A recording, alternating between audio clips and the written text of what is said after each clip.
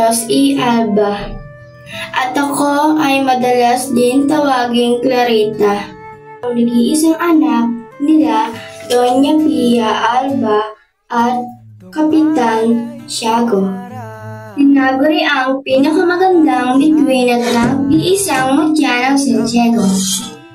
Ay may katangiang mahinhin, maganda, masunurin, mapagmahal at kilala bilang may kalinisang puri bilang isang babae.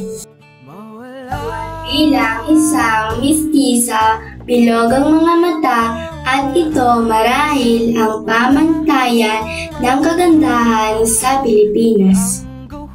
Ako ang babaeng sinisinta ng Maginoong si Crisostomo Ibarra.